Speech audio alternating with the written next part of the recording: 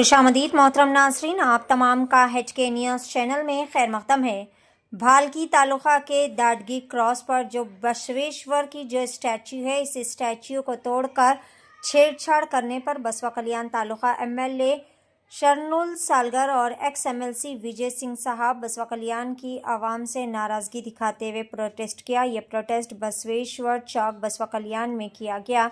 आइए देखते हैं इस खुसूस में वहाँ के चंद मनासिर पेश है। बसवा कल्याण से नुमाइंदा रिपोर्टर शेख असलम की HK न्यूज़ चैनल के लिए ये खुसूसी रिपोर्ट। मज़ीद ताज़ा तरीन खबरों से जुड़े रहने के लिए चैनल को लाइक करें, शेयर करें, फॉलो ज़रूर करें।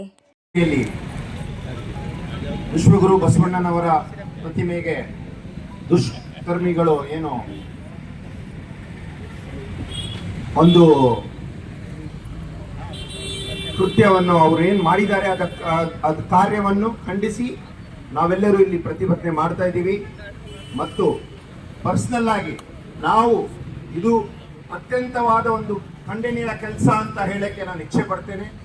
ಮತ್ತೆ ಸರ್ಕಾರಕ್ಕೆ ಒತ್ತಾಯ ಮಾಡ್ತೇವೆ, ಯಾರು ಇದು ಕೆಲಸ ಮಾಡಿದ್ದಾರೆ ಅವರಿಗೆ 24 ತಾಸಲ್ಲಿ ಅವರಿಗೆ ಅರೆಸ್ಟ್ ಮಾಡಬೇಕಂತ ನಾವು ಪರ್ಸನಲ್ ಆಗಿ ರಿಕ್ವೆಸ್ಟ್ ಮಾಡಿ ಅವ್ರು ಅರೆಸ್ಟ್ ಮಾಡದಂಗೆ ಮಾಡಕ್ಕೆ ಒಂದು ತಮ್ಮೆಲ್ಲರಿಗೂ ಭರವಸೆ ಕೊಡ್ತೇವೆ. ಮತ್ತೆ ವಿಶ್ವಗುರು ಬಸವಣ್ಣನವರು ಅವರು ಬರೀ ಒಂದು ಜಾತಿ ಸಮಾಜಕ್ಕೆ ಸೀಮಿತ ವ್ಯಕ್ತಿಯಲ್ಲ.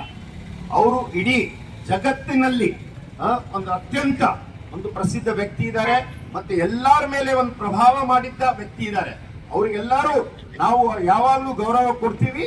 ನಮ್ಮ ಸಂವಿಧಾನದಲ್ಲೂ ಅವರು ಹೇಳಿದ್ದೇ ಅಂಬೇಡ್ಕರ್ ಅವರು ಬರೆದಿದ್ದಾರೆ ಅದರಲ್ಲಿ, ಹೌದಲ್ವಾ? ಅದಕ್ಕಾಗಿ ಅವರಿಗೆ ನಾವು ಅತ್ಯಂತ ಗೌರವ ಕೊಡ್ತೀವಿ.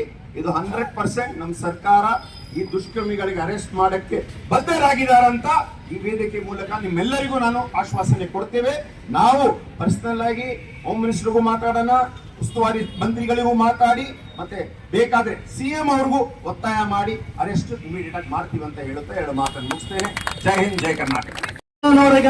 ಅವಮಾನಿಸಿದ್ದನ್ನ ಈ ನೆಲದಿಂದ ಸಮಸ್ತ ಬಸವ ಭಕ್ತರ ಪರವಾಗಿ ಈ ನೆಲದ ವಿಶೇಷವಾಗಿ ಬಸವ ಕಲ್ಯಾಣದ ಶಾಸಕನಾಗಿ ತೀವ್ರವಾಗಿ ನಾನು ಖಂಡಿಸ್ತೇನೆ.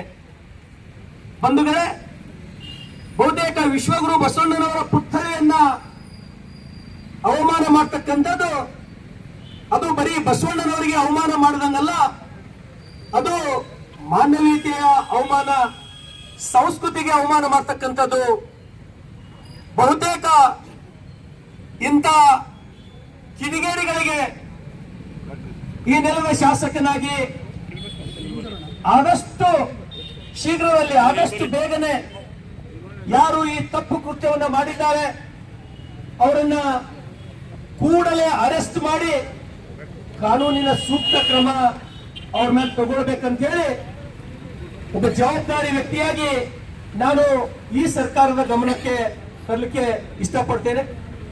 ಹಾಗೂ ಎಲ್ಲೆಲ್ಲಿ ಮಹಾನ್ ಪುರುಷರ ಪುತ್ಥಳಿಗಳಿವೆಯೋ ಅವುಗಳಿಗೆ ಸರ್ಕಾರ ಸೂಕ್ತವಾದಂತಹ ರಕ್ಷಣೆ ಕೊಡುವ ನಿಟ್ಟಿನಲ್ಲಿ ಕೂಡ ಸರ್ಕಾರ ಗಮನ ಹರಿಸಬೇಕಂತ ಹೇಳಿ ನಾನು ಸರ್ಕಾರಕ್ಕೆ ವಿನಂತಿಯನ್ನು ಮಾಡ್ತೇನೆ. ಒಂದು ವೇಳೆ ಬರ್ತಕ್ಕಂತ 24 ಅಥವಾ 48 ಗಂಟೆಗಳಲ್ಲಿ ಏನು ದಾಡಿಗೆ ಕ್ರಾಸ್ನಲ್ಲಿ ನಡೆದಂತಹ ಈ ಕೆಟ್ಟ ಘಟನೆಯಲ್ಲಿ ಯಾರು ಭಾಗಿಯಾಗಿದ್ದಾರೋ ಅವರನ್ನ ಕೂಡಲೇ ಒಂದು ವೇಳೆ ತಾವು ಬಂಧಿಸುವಲ್ಲಿ ನಿರ್ಲಕ್ಷ್ಯ ವಹಿಸಿದರೆ, ನಿಷ್ಕಾಳಜಿ ವಹಿಸಿದರೆ ನಾವು ಬರ್ತಕ್ಕಂಥ ದಿನಮಾನಗಳಲ್ಲಿ ಇನ್ನೂ ಉಗ್ರವಾದ ಹೋರಾಟವನ್ನ ಮಾಡಬೇಕಾಗ್ತದೆ ಅಂತಕ್ಕಂಥದ್ದು ನಾವು ಎಚ್ಚರಿಕೆಯನ್ನು ಕೊಡ್ತೇವೆ.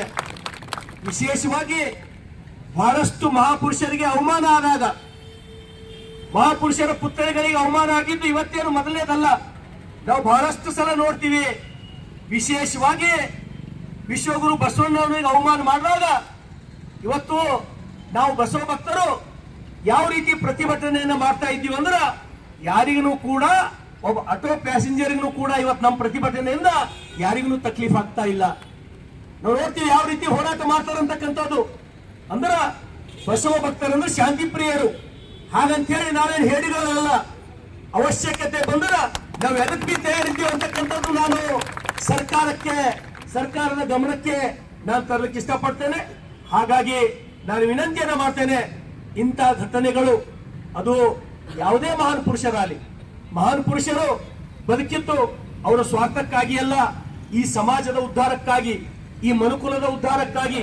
ಹಾಗಾಗಿ ಇಂಥ ಕೆಟ್ಟ ಘಟನೆಗಳು ಈ ನೆಲದಲ್ಲಿ, ವಿಶೇಷವಾಗಿ ವಿಶ್ವಗುರು ಬಸವಣ್ಣನವರ ನೆಲದಲ್ಲಿ ಮತ್ತೆಂದು ಮರುಕಳಿಸದೇ ಇರಲಿ ಅಂತ ಹೇಳಿ ನಾನು ಸರ್ಕಾರ ಎಚ್ಚರ ವಹಿಸಲಿ, ಆದಷ್ಟು ಕೂಡಲೇ ಸೂಕ್ತ ಕ್ರಮ ಕೈಗೊಳ್ಳಿ ಅಂತ ಹೇಳಿ ನಾನು ವಿನಂತಿಯನ್ನ ಮಾಡ್ತೇನೆ. ಧನ್ಯವಾದಗಳು.